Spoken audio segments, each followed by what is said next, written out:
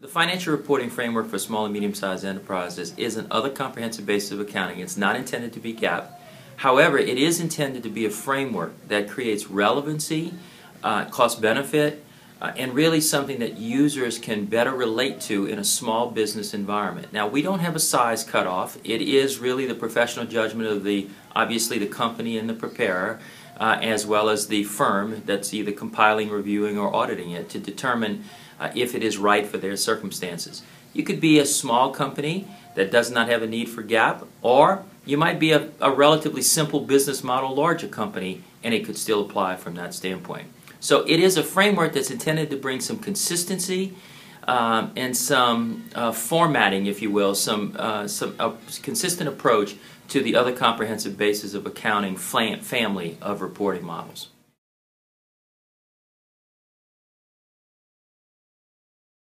Well, I think the types of companies that will be looking for this is, first off, we have an explosion of commercial lending environments in this country where a financial statement is not even being required today. There's a tax return that's being used.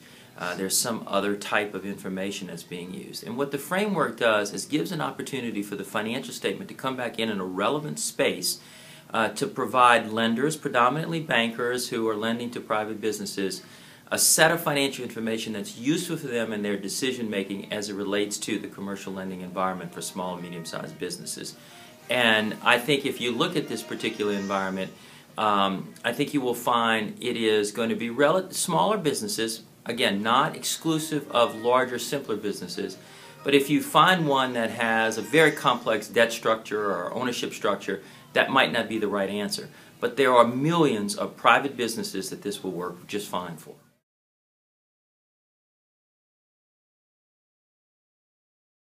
I think from a business and industry perspective, so you work in the financial management function of a small business, I think this is an opportunity to create a consistent basis of accounting that you can use. Now, I think you have to go through a decision process with your external firm as to whether this approach is fine. It is intended to be a model, and I'm holding up my fingers to sort of show a document that is going to be relatively unchanging. So it is intended to be something that isn't constantly in a state of evolution, so that you can understand the implications to your financial reporting model, apply it, and feel pretty confident that you're going to be able to consistently apply it. That's not to say it will never change. Certainly things will require to change at some point, but maybe not as frequently as some of the other standards have changed.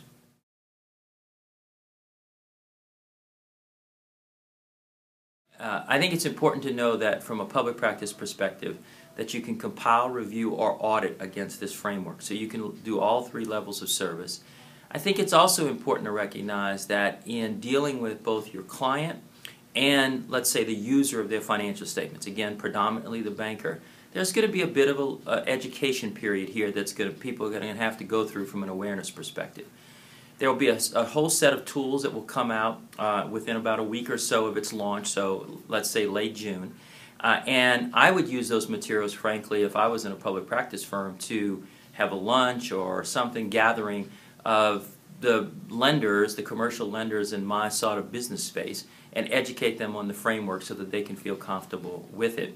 And depending on the loan covenant agreement that might exist for your client, you may have to talk with them to sort of amend their loan covenant agreement to reference this framework instead of GAAP, if that's if the client is choosing to do so, or in the next loan agreement, or in some other way, depending on what the loan requirements might be.